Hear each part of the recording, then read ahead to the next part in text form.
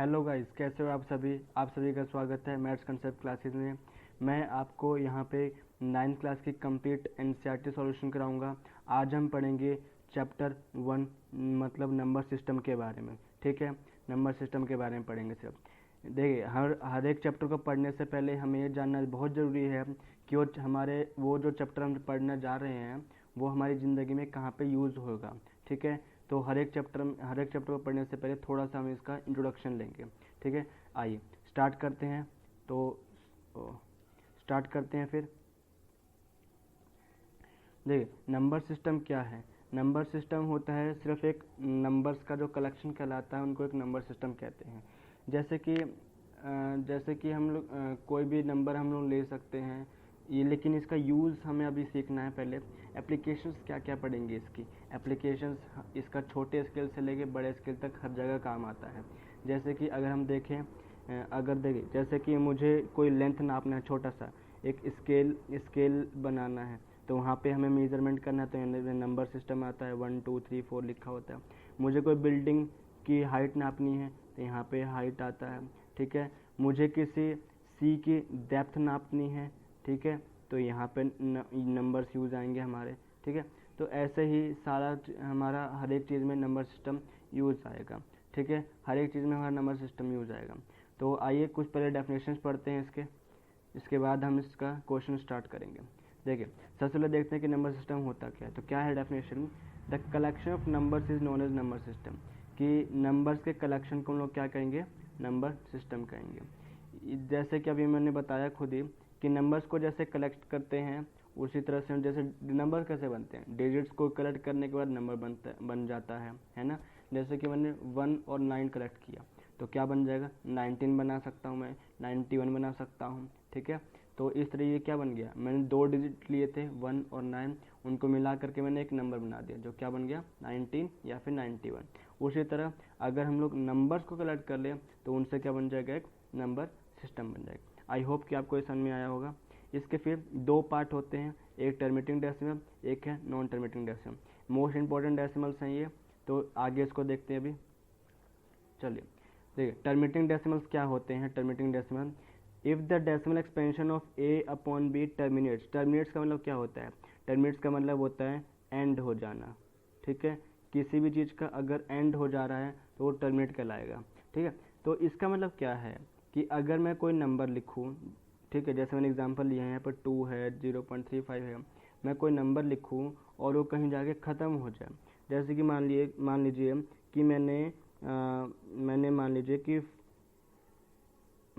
कि मैंने 4.5 लिख दिया, 4.5 लिखा, तो ये क्या हो रहा है, ये 5 के बाद अब आगे नहीं जाएगा। ठीक है, ये कोई चीज़ डिवाइड करके इतना ही आ रखा है, तो इसका मतलब ये एंड इसका हो चुका है, तो ये मतलब ये टर्मिनेट हो रहा है। तो अगर कोई चीज़ टर्मिनेट हो रही है तो क्या कहलाएगा, टर्मिनेटिंग डेसिमल कहलाएगा। ठीक है, इसके लिए आगे कुछ डेफिनेशन और बनेगी। जैसे कि नेचुरल नंबर क्या है। नेचुरल नंबर क्या होते हैं, तो सिंपल चीज़ है, द काउंटिंग स्टार्ट फ्रॉम 1।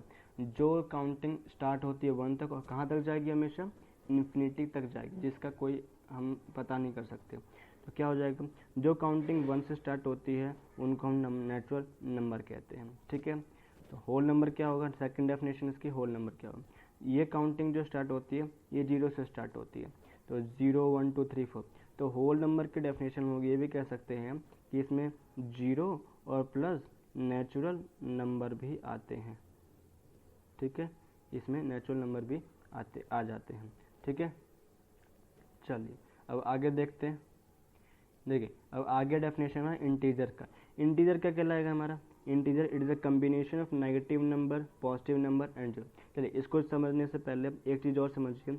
जैसे हमारा ये वाला क्या हो गया, नंबर लाइन हमें स्केल बनाते थे पहले, बीच में हम जीरो लिखते थे, इधर हम लोग नेगेटिव में नंबर लिखते थे, -1 -2 -3 ऐसे जा जाएगा, इधर पॉजिटिव में नंबर लिखते थे। तो ये चीज़ क्या है, अगर जीरो भी, ये पॉजिटिव भी और ये सब नेगेटिव भी, अगर तीनों को कंबाइन कर दूं मैं तो क्या बन जाएगा, इंटीजर बन जाएगा। इंटीजर जो होते हैं ये कभी फ्रैक्शन पार्ट को नहीं कंसिडर करते हैं। ठीक है, ये कभी फ्रैक्शन पार्ट को कंसिडर नहीं करेंगे। तो इसका एग्जांपल क्या आ जाएगा, 2 हो जाएगा, -67 हो जाएगा। तो ये सब क्या नेगेटिव पार्ट में भी आ जाएगा और पॉजिटिव पार्ट में भी आ जाएगा, तो वो इंटीजर कहला देगा। चलिए अब अगला है हमारा फोर्थ, जो कि है रैशनल नंबर। चलिए इसको देखते हैं सबसे पहले। देखिए इसमें क्या होता है rational number, the number which are in the form of P upon Q, जो कि पी अपॉन क्यू के फॉर्म में होता है, और यहाँ पे पी क्यू जो है कभी भी 0 के बराबर नहीं है। इसका मतलब क्या है कि जैसे रैशनल नंबर को हमने पी अपॉन क्यू मैंने ऐसे लिख लिया एक बार, ठीक है। तो यहाँ पर जो डिनोमिनेटर है, जो क्यू है, ये कभी भी 0 के बराबर नहीं होना चाहिए। एग्जाम्पल देता हूँ, देखिए थोड़ा सा एग्जाम्पल से अच्छा समझ में आएगा। कैसे होगा, जैसे कि मैंने लिखा 2 और नीचे मैंने लिख दिया 0, ठीक है, 2 अपॉन 0। तो क्या हो गया, ये क्यू की वैल्यू है ना हमारी। क्यू हमने पढ़ा कि क्यू नेवर बी 0, तो क्यू कभी भी 0 नहीं, लेकिन यहाँ पे 0 आ गया, मतलब ये क्या हो गया, ये रैशनल नंबर नहीं होगा, ये गलत हो जाएगा हमारा। तो देखिए किस तरह के नंबर रैशनल नंबर होंगे फिर, चलिए देखते हैं। कोई भी नंबर ले लीजिए, देखिए जैसे कि 2 लिखा मैंने, देख अब इसके नीचे कुछ नहीं है, तो मैथ्स में एक चीज़ समझ लीजिए कि अगर किसी भी चीज़ के नीचे कुछ नहीं है, मतलब डिनोमिनेटर में कुछ नहीं है, तो मतलब वहाँ पर 1 है, जो तो नहीं है ये, ठीक है। तो 2 अपॉन 1 ये क्या बन जाएगा, रैशनल नंबर बन जाएगा। मैं अगर बोलूँ कि -2 क्या रैशनल नंबर है, तो यस ये भी होगा, क्यों, क्योंकि -2 अपॉन 1 आ जाएगा, ठीक है। चलिए अगर मैं कहूँ कि 4 अपॉन 3 क्या ये रैशनल नंबर होगा, तो यस ये भी होगा, क्यों, क्योंकि इसके नीचे वाला जो टर्म है, ये जो है जो क्यू की जो वैल्यू है कभी भी 0 नहीं आ रही है, ठीक है, 0 के बराबर नहीं आ रही। अच्छा अगर ये चीज़ कहूँ मैं कि मैंने बोल दिया कि 2 अपॉन 100 लिख दिया मैंने, क्या ये रैशनल नंबर होगा, तो यस ये भी होगा रैशनल नंबर, क्यों, क्योंकि यहाँ पे 100 है, 0 नहीं है, 100 है, इस वजह से ये भी रैशनल नंबर होगा। चलिए अब आगे देखते हैं इसका और डेफिनेशन क्या है। Non terminating decimal most important decimal है, ठीक है। इसमें क्या होगा, हमने टर्मिनेटिंग डेसिमल देखा जो कहीं जाके टर्मिनेट हो जाती है, बट ये क्या होगा, ये नॉन टर्मिनेट होगा, मतलब इसका कोई एंड ही नहीं होगा। साथ ही साथ एक चीज़ और कि रिपीटिशन मोड में होगा। रिपीटिशन मोड क्या होता है समझिए तो, जैसे मैंने वन मैंने डिवाइड करवाया 3 से, 1 मैंने डिवाइड करा दिया 3 से, तो इसको जब डिवाइड करेंगे तो यहाँ क्वेश्चन में क्या आएगा, यहाँ पे क्या चीज़ आएगा, हमारा आएगा यहाँ पे 3.33333, ये चलता ही जाएगा, रुकेगा ही नहीं कभी भी, इसका रिमाइंडर क्योंकि 0 आएगा ही नहीं, ठीक है। तो ये क्या हो रहा है, ये इसका एंड नहीं आ पा रहा है, इसका एंड हमें नहीं मिल पा रहा है। तो इसका मतलब क्या है कि 1/3 क्या बन जाएगा, नॉन टर्मिनेटिंग डेसिमल बन जाएगा। या फिर हम लोग ये भी कह सकते हैं कि 3.33 के 33 क्या बन जाएगा, नॉन टर्मिनेटिंग डेसिमल बन जाएगा। समझ में आएगा। तो टर्मिनेट, एक तो टर्मिनेट नहीं हो रहा है, एक रिपीटेशन मोड, क्योंकि 3 बार बार रिपीट हो रहा था, तो इन रिपीटेशन मोड आएगा। चलिए ये देखिए मैंने एग्जांपल जो दे रखा है कि यह 2.35353535, इसका मतलब क्या है, देखिए वही चीज़ है कि पहली बार तो टर्मिनेट नहीं होगा, आगे dash dash dash dash dash dash आता रहेगा। सेकंड जब रिपीटेशन मोड में है, मतलब देखिए 35353535 बार बार रिपीट हो रही हैं, तो 35 रिपीट हो रहा है, तो इसका मतलब क्या, ये नॉन टर्मिनेटिंग डेसिमल है। चलिए देखिए पेपर में तो इतना बड़ा नंबर तो लिख के देगा नहीं कोई, ठीक है, क्योंकि क्वेश्चन पेपर ही भर जाएगा। तो इसको हम लोग छोटे शॉर्टकट में लिख सकते हैं। क्या लिख सकते हैं कि जो डेसिमल से पहले जो लिखी हुई है उसको एज इट इज उतार दीजिए, एक बार 2 डेसिमल उतार दिया मैंने, ठीक है। जो आगे जो चीज़ रिपीट हो रही है उसको सिर्फ एक बार लिखिए ऐसे, और इसके ऊपर ऐसे डंडा डाल दीजिए, उसको इस डंडे को बार कहते हैं। क्या कहते हैं इसको, बार कहते हैं, बार, ठीक है, इसको बार कहते हैं। तो क्या हो जाएगा, इसको इतने बड़े नंबर को मैं सिर्फ इतना सा भी लिख सकता हूँ, ठीक है। एक और एग्जांपल लेके बताता हूँ मैं, देखिए जैसे कि मैंने लिखा था अभी 3.333 रिपीटेशन मोड में जा रहा था, इसको हम लोग क्या लिख सकते हैं, ये वाला 3 एज इट इज आ जाएगा, इसको मान लीजिए 4 है, एक बार कंफ्यूज नहीं होना है, इसको मान लीजिए, एक मिनट की तरह, इसको मान लीजिए कि ये आपका 4 है, ठीक है। तो देखिए, तो ये इस 4 को हम लोग एज इट इज उतार लेंगे, ठीक है। 3 यहाँ पे पॉइंट लगाया, 3 रिपीट हो रहा है, तो 3 एक ही डिजिट है जो कि रिपीट हो रही है, तो 3 लगा दिया, और उसे हमने बार लगा दिया। तो इतने बड़े नंबर को हम लोग सिर्फ इतना सा भी लिख सकते हैं। आई होप कि आपको समझ में आया होगा। थोड़ा सा इंपॉर्टेंट था, अच्छी तरह समझाना था, थोड़ा टाइम लग गया इसमें। ठीक है, चलिए अब आगे देखते हैं। चलिए, कुछ और इम्पोर्टेंट डेफिनेशन है, ये आपको पता होनी चाहिए थी, अगर नहीं पता है तो यहाँ पे आप सीख लीजिए। क्या है कि सबसे बड़ा डेफिनेशन है इवन नंबर क्या होते हैं। देखिए इवन नंबर क्या होंगे, सिंपल से जो नंबर 2 से डिवाइड हो जाए, या फिर कह सकें कि जो नंबर 2 की टेबल में आ जाते हैं। तो 2 की टेबल में आ जाएंगे तो इवन नंबर कहला देंगे, और अगर 2 की टेबल में नहीं आएंगे तो क्या कहलाएंगे, फिर वो ऑड नंबर कहला देंगे। तो ये इवन नंबर और ये के ऑड नंबर। इवन नंबर की एग्जाम्पल क्या हो जाएगा, 2 की टेबल पढ़ लीजिए, 2, 4, 6, 8, 10, 12, 14, 16, ये सारे के सारे क्या हो जाएंगे, इवन नंबर्स। ऑड नंबर क्या हो जाएंगे, 1, 3, 5, 7, 9, 11, 13, 15, ये सारे क्या हो जाएंगे, ऑड नंबर है। चल, इंपॉर्टेंट डेफिनेशन आ गया प्राइम नंबर। बहुतों को इसमें कंफ्यूजन होती है। देखिए क्या है, प्राइम नंबर वो नंबर्स होते हैं जिसके सिर्फ दो फैक्टर होते हैं। क्या क्या है, 1 एंड इटसेल्फ। 1 तो हर एक की टेबल में आता ही आता है। ठीक है, मतलब 1 की टेबल में हर एक कोई आता है। मैंने लिख दिया 100 लिख दिया, तो 1 इंटू 100 क्या बन जाएगा, 100 बन जाएगा। तो 1 की टेबल में सब आते हैं। एक बार 1 को अगर मिस कर दें, अगर छोड़ दे, एक बार स्किप कर दे, मिस नहीं स्किप कर दे, तो इटसेल्फ पे गौर दे दिए, एक बार इटसेल्फ पे गौर दीजिए। जैसे मैंने लिखा 2, ठीक है, तो 2 क्या है, 2 1 की टेबल में भी आएगा और अपनी टेबल में भी आएगा। ठीक है, उसी तरह मैंने लिखा 3, उसी तरह मैंने क्या लिख दिया, 3 लिख दिया इस बार। तो 3 लिखा तो ये 1 की टेबल में भी आएगा और 3 की टेबल में भी आएगा। और मैंने लिखा, चलिए एक बार मैंने लिख दिया 4 देखिए, एक बार 1 की टेबल में भी आएगा, 2 की टेबल में भी आएगा और अपनी टेबल में तो आएगा ही आएगा। ठीक है, देखिए यहाँ पे क्या चीज़ समझने की, मैंने इसे क्यों लिखा है सारा। देखिए हमने क्या प्राइम नंबर पढ़ा, 1 भी होना चाहिए और इटसेल्फ भी होना चाहिए। तो देखिए 2 में 1 भी आ गया, इटसेल्फ भी आ गया, ये प्राइम नंबर बनेगा। 3 में देखिए 1 भी आ गया, इटसेल्फ भी आ गया, ये प्राइम नंबर बनेगा। लेकिन 4 में देखिए 1 भी आ गया, इटसेल्फ भी आ गया, ये एक एक्स्ट्रा नंबर ले आया। समझ आई चीज़, क्या आया, 1 भी आ गया, इटसेल्फ भी ले आया, 1 भी आया, इटसेल्फ भी लाया और एक 2 और ला दिया। तो ये क्या बन जाएगा फिर, ये कुछ और अलग नंबर कहलाएगा, ये प्राइम नंबर नहीं होगा। इसका मतलब क्या है कि 4 जो है वो प्राइम नंबर नहीं होगा। तो 2, 3, 5, 7 ये सारे और भी आगे देखते हैं, 13 है, 19 है, 17 है, ये सारे के सारे क्या कहलाएंगे, प्राइम नंबर कहलाएंगे। ओके, चलिए अब एक नोट देखते हैं कि नोट क्या है। The smallest even number and the prime number is क्या है, 2, कि सबसे छोटा इवन नंबर भी और प्राइम नंबर भी क्या हो जाता है, 2। ठीक है, चलिए आगे देखते हैं ज़रा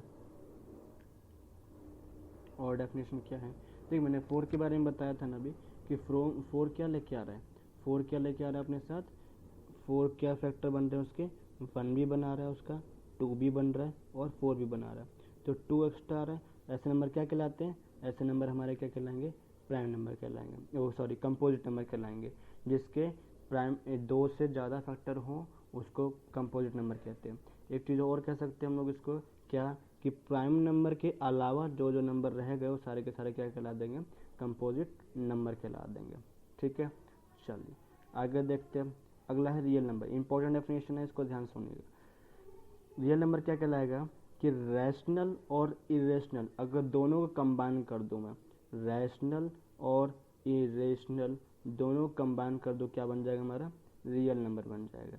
ठीक है, देखिए रैशनल नंबर तो हमने समझ लिया पीछे क्या होता है। इरेशनल नंबर्स क्या होते हैं, जो कि नॉन टर्मिनेटिंग नंबर जो मैंने बताई थी, नॉन टर्मिनेटिंग डेसिमल जो मैंने बताई, ये सारे के सारे क्या कहलाएंगे, इरेशनल नंबर कहलाएंगे। एक चीज़ और नोट्स करिए ज़रा कि हर एक नंबर जो रूट के अंदर रहता है, √2 हुआ, √3 हुआ, √5 हुआ, ये सारे के सारे क्या कहलाएंगे, इरेशनल नंबर कह लीजिए या फिर नॉन टर्मिनेटिंग डेसिमल कह लीजिए, एक ही बात है। तो दोनों के दोनों क्या, ये सारे के सारे क्या कहलाएंगे, इरेशनल नंबर कहलाएंगे। अच्छा √4 क्यों नहीं लिखा मैंने यहाँ पे, क्योंकि ये भी टॉपिक के अंदर है, मतलब रूट के अंदर है।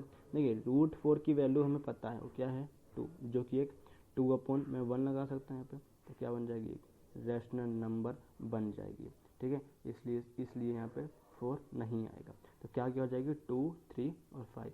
और भी हैं 7 भी, जिसका कोई वैल्यू नहीं होता है वो सारी की सारी क्या बन जाएंगे, इरेशनल नंबर कहलाती हैं। आगे देखते हैं ज़रा, चलिए देखिए हमारे डेफिनेशन सारे ख़त्म हो गए हैं। अब करते हैं हम लोग एक्सरसाइज 1.1। देखिए सबसे पहला क्वेश्चन पूछा है कि is zero a rational number, क्या ज़ीरो कोई रैशनल नंबर है।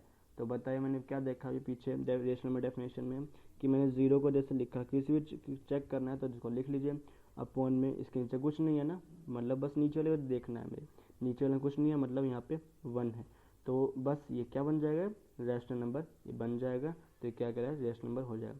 Can you right is in the form of P upon Q, तो ये देखिए 0/1 लिख दिया मैंने, तो पी अपॉन ये क्यू के बराबर मैंने लिख दिया, ठीक है, पी अपॉन क्यू के बराबर लिख दिया। तो इसका आंसर क्या आ जाएगा, यस आ जाएगा।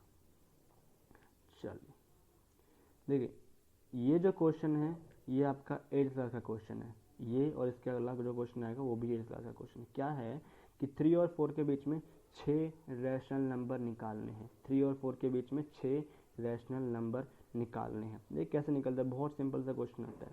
देखिए कैसे निकालना है, सबसे पहला काम क्या करना है, हमें इसके डिनोमिनेटर को सेम करना है। देखिए मैंने इसको लिखा 3 और इधर लिख दिया 4, इधर लिख दिया 3 इधर लिख दिया 4, डिनोमिनेटर डाला तो क्या डालेगा, इधर भी 1 इधर भी 1, इतनी तो चीज़ समझ में आ गई होगी, ठीक है, इतना सिंपल सा काम। अब देखिए अब क्या है कि मुझे यहाँ 6 रैशनल नंबर निकालने, कितने निकालने, 6 निकालने। तो मुझे क्या करना है, इन दोनों को ऊपर और नीचे डिनोमिनेटर में भी और नोमिनेटर में भी मल्टीप्लाई करना है, को किसी भी नंबर से वो बस वो 6 से बड़ा होना चाहिए, किससे, जितना पूछा जा रहा है उससे बड़ा हो जाना चाहिए।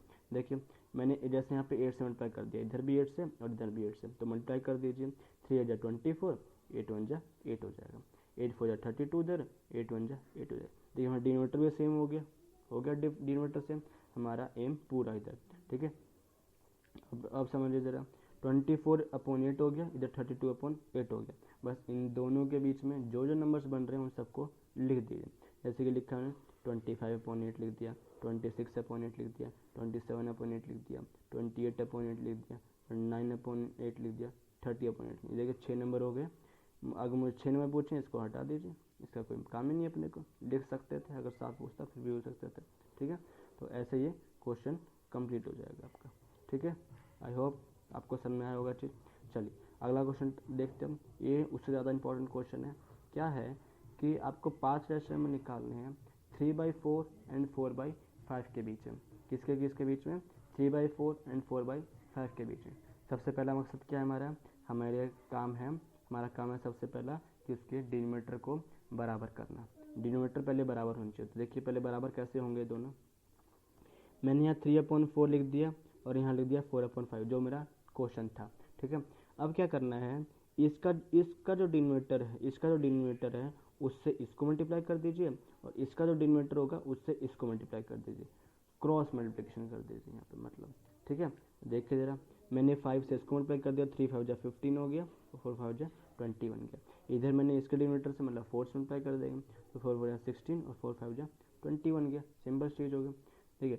डिनोमिनेटर सेम हो गया लेकिन हमारा क्वेश्चन पूरा नहीं हुआ अभी, ठीक है। तो अब क्या करना है, हमसे पूछें 5 रैशनल नंबर, उससे ज़्यादा से किसी से मल्टीप्लाई कर देना।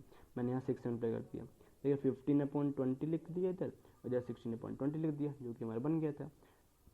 बस अब ऊपर नीचे 6 से मल्टीप्लाई कर दीजिए ऊपर नीचे, तो देखिए 15 6 जा कितना बन गया 90 और 26 जा 120, ठीक है। 16 6 जा 96 और इधर 120 बन गया। बस काम हो गया, इन दोनों के बीच के जो नंबर बन रहे हैं लिख दिए सबको, ठीक है। 91/120, 92/120, 93/120, 94/120 और 95/120 हो गए 5 नंबर हमारे, ठीक है। हो गया सिंपल क्वेश्चन ये, ठीक है। चलिए अगला क्वेश्चन ट्राई करते हैं ज़रा, ये हमारा आज के लेक्चर का लास्ट क्वेश्चन रहेगा। चलिए देखिए, स्टेट ट्रू एंड फॉल्स, हमारे ट्रू और फॉल्स बताना है इसमें। सबसे पहला क्वेश्चन है कि every natural number is a whole number, क्या सारे नेचुरल नंबर होल नंबर होंगे। तो देखिए भाई डेफिनेशन दोबारा से ध्यान करिए हुए, नेचुरल नंबर क्या कहाँ से स्टार्ट होते हैं, डेफिनेशन क्या थी, ये लोग नेचुरल नंबर कहाँ से स्टार्ट होते थे, 1 से स्टार्ट होते, कहाँ से 1 से स्टार्ट होती थी, है ना। और ये होल नंबर कहाँ स्टार्ट होती थी, ये सारे 0 से स्टार्ट होती थी। तो बोल रहा है कि क्या सारे नेचुरल नंबर जो होंगे होल नंबर में आएंगे क्या। डेफिनेशन भी हमने पढ़ी थी कि होल नंबर क्या डेफिनेशन में लाएगा, 0 प्लस में नेचुरल नंबर बनाएगा, है ना, नेचुरल नंबर यही बनाएगा। तो कह सकते हैं ना कि सारे नेचुरल नंबर क्या हो जाएंगे, होल नंबर के अंदर आएंगे। तो इसका आंसर क्या हो जाएगा, यस। ठीक है, चलिए अगला देखते हैं कि every integer is a whole number, क्या सारे इंटीजर होल नंबर होंगे। देखिए इनके डेफिनेशन समझिए पहले। इंटीजर हमने क्या देखा था, ये नेगेटिव में भी हो सकते थे, पॉजिटिव में भी हो सकते थे और जीरो में भी हो सकते थे कि नहीं हो सकते थे। अब होल नंबर डेफिनेशन देखिए, होल नंबर डेफिनेशन में देखी थी, क्या चीज़ देखी थी कि ये 0 और 1 2 3 पर मतलब हम कह सकते हैं कि पॉजिटिव को सिर्फ कंसिडर करते हैं कि नहीं, ठीक है। लेकिन इसमें नेगेटिव तो आए नहीं, तो सारे इंटीजर नहीं बन पाए होल नंबर, सारे इंटीजर होल नंबर नहीं बन पाए, इसलिए इसका आंसर क्या आ जाएगा, नो। ठीक है, चलिए अगला देखते हैं कि every rational number is a whole number, क्या सारे रैशनल नंबर होल नंबर कहलाएंगे। देखिए रैशनल नंबर हमने पढ़ा था कि ये P अपॉन Q के बराबर होना चाहिए, किसके बराबर, P अपॉन Q के बराबर होना चाहिए। क्या होल नंबर हमने देखा कि P अपॉन Q के बराबर मतलब P अपॉन Q के फॉर्म में होना चाहिए, नहीं, हमने होल नंबर को नहीं देखा, हमने सिंपल पढ़ा कि होल नंबर क्या होते हैं जो कि 0 से स्टार्ट हो जाती हैं, 0 1 2 3 4 हो जाती हैं स्टार्ट। तो क्या रैशनल नंबर एक तरह से कह सकते हैं फ्रैक्शन के फॉर्म में है, और होल नंबर क्या है, सिर्फ एक सिंपल काउंटिंग है। तो इस हिसाब से रैशनल नंबर भी क्या हो जाएगा, होल नंबर में नहीं आएगा। तो इसका आंसर भी क्या आ जाएगा, नो। ठीक है, देखिए हर एक क्वेश्चन को जो भी आप कर रहे हैं उसका क्यों समझिए, क्यों, वो बहुत ज़्यादा ज़रूरी है। जब तक आप क्यों नहीं समझेंगे तब तक आप उस क्वेश्चन को रटेंगे। समझना बहुत ज़रूरी है, मैथ्स को समझना बहुत ज़रूरी है। मैथ्स अगर रटना स्टार्ट कर देंगे तो आपका क्वेश्चन नहीं बन पाएंगे। हाँ बेशक से आप मार्क्स उठा ले रहे हो, लेकिन आपका आगे फ्यूचर में बहुत दिक्कत होगी। तो हर एक क्वेश्चन को आप क्यों समझिए बस। चलिए आज के लिए इतना ही, तो थैंक यू।